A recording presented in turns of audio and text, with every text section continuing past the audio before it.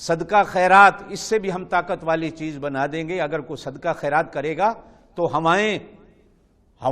صدقہ خیرات ہواؤں کا رخ موڑ دے گا. گرم ہوا آ رہی ہوگی، صدقہ خیرات گرم ہوا کا رخ موڑ دے گا. طوفانی ہوا آ رہی ہوگی، صدقہ خیرات طوفانی ہوا کو روک دے گا. زلزلے آ رہے ہوں گے، طوفانی ہوا زلزلوں کا رخ موڑ دے گی. خیرات صدقات ہواؤں کا رخ موڑنے والی چیز.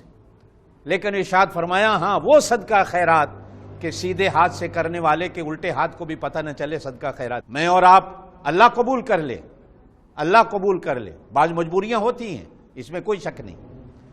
اس لیے کہ جو بندہ آپ کو 10 روپے 20 روپے دیتا ہے کہ کسی پر خرچ کریں، اسے یقین بھی تو ہونا چاہیے نا کہ آپ نے کیا ہے کہ نہیں کیا. آدمی ویڈیو بنا لیتا ہے ان کی حوصلہ افزائی کے لیے، کوئی بات نہیں. لیکن میں اپنی جیب سے صابن کی ایک چکیا کسی کو دے رہا ہوں تو میں اس کی ویڈیو بنانے میں لگا ہوں.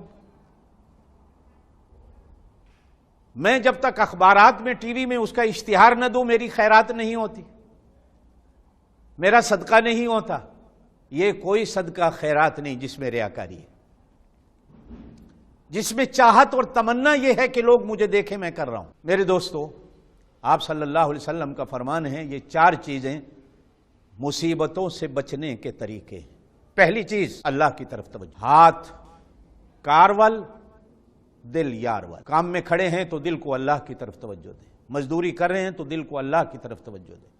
میری بیٹیاں میری بہنیں چولہے پہ کھڑی ہیں تو دل اللہ کی طرف ہو.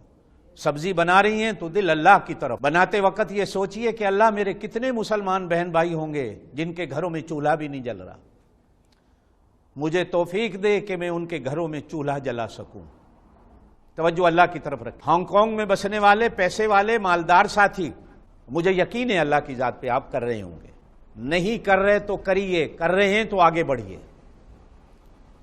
لیکن دیتے وقت اتنا سوچ لینا کہ میں جہاں دے رہا ہوں یہ لگ رہا ہے کہ نہیں. حکومتوں کو چھوڑ دیں، حکومتیں تو اپنے نام کے لیے کرتی ہیں. وہ تو جب تک تھیلوں پہ اپنا نام نہیں ہوگا، وزیر کی فوٹو نہیں ہوگی، اپنے ناموں سے نہیں بانٹیں گے، اپنی پارٹی والوں کو نہیں بانٹیں گے، غریبوں تک نہیں پہنچتا.